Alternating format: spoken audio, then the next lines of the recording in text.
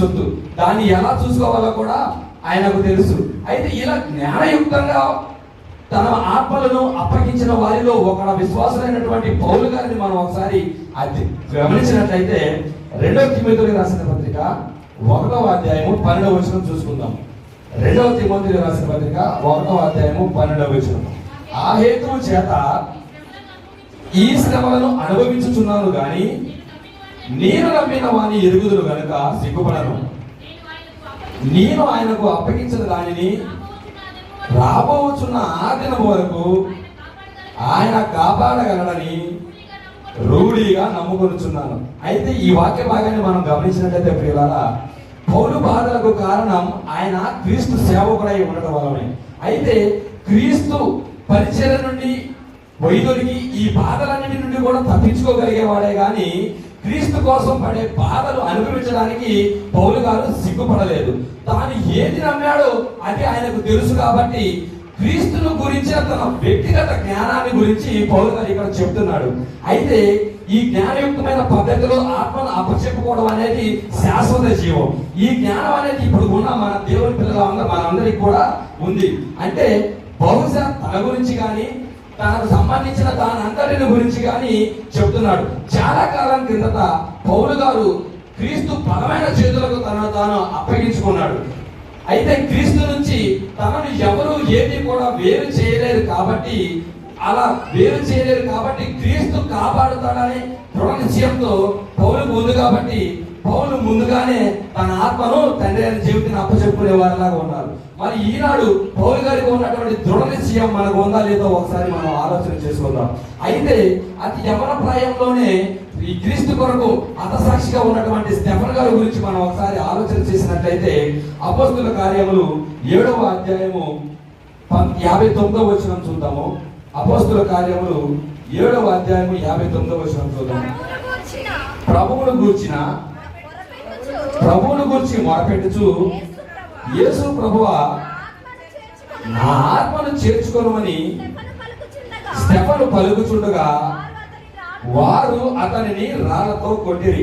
అయితే చూద్దాం, ఈ వాక్యం చూసినట్లయితే ప్రియులారా, యేసు ప్రభువు వారు దేవుడు అని స్టెఫన్ గారు నమ్ముకున్నట్టు మనకు అర్థమవుతుంది.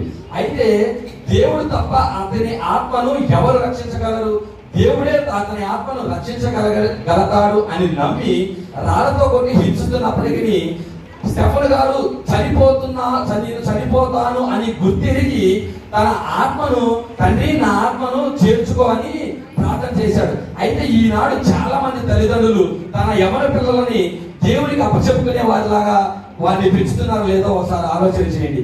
ఎవరైనా యవన పిల్లలు నేను బాప్తిసం తీసుకుంటాను అంటే ముందు తల్లిదండ్రులే ఏమంటున్నారంటే ఇంకా మా బాబు పెరగాలి లేదా మా బాబు ఇంకా జ్ఞానం రావాలని ఆలోచిస్తున్నారు. కానీ స్టెఫన్ గారు కూడా అలా ఆలోచించినట్లయితే క్రీస్తుకు మొట్టమొదటిగా హతసాక్షిగా ఉండేవాడు కాడు. అయితే లాకరిగా ప్రసంగి గ్రంథము 12వ అధ్యాయము 7వ వచనం అవసరం చదువుకుందాము. ప్రసంగి గ్రంథము 12వ అధ్యాయము 7వ వచనం.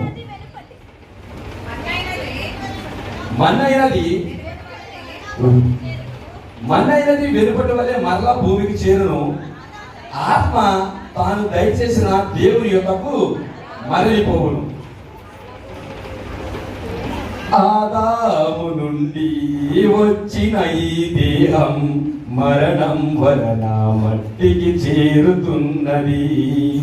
ఆ యేసు సజీవుడై తెచ్చిన దేహం మరణం గెలచి పరముకు చేరుకున్నది.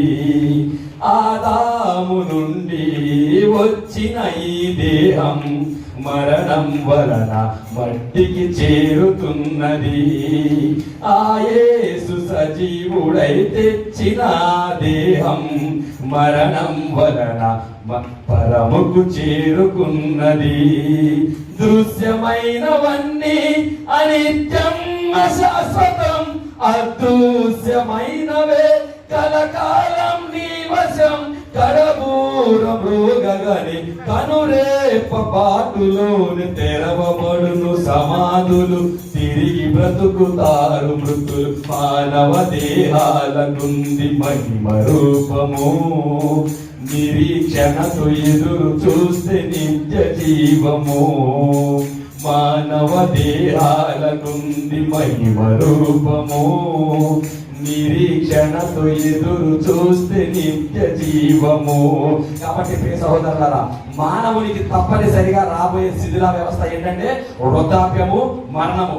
మరణం అనేది వృద్ధాప్యం రావక ముందే చాలా మంది మరణిస్తున్నారు. అంటే మనము మట్టిలో కలిసే ముందు, మనల్ని మట్టిలో కలిపేయక ముందే సృష్టికర్త అయిన దేవుణ్ణి మనం స్మరించుకోవాలి. మనకున్నటువంటి బలం, వినేశక్తి, జ్ఞానం, ప్రాణం అన్ని కూడా క్షీణించిపోతాయి. ఆత్మను శరీరానికి కట్టి ఉంచిన తాళనేది తెగిపోతుంది.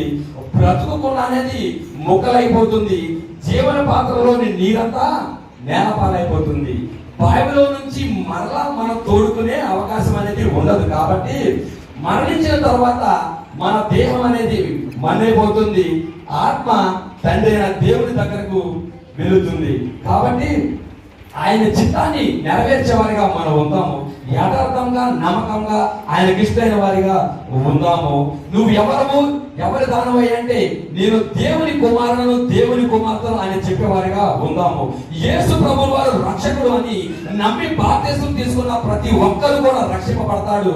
నమ్మని వానికి శిక్ష విధింపబడుతుంది. అయితే యేసు ప్రభువు వారు నిజ రక్షకుడు అని నమ్మి బాప్తిసం పొందిన మనమందరం కూడా ఆయన శరీర రక్త మాంసాల్లో పాలి భాగస్థులమైన మనము మన ఆత్మలను ఏ విధంగా కాస్తున్నామో ఒకసారి ఆలోచన చేసుకుందాం.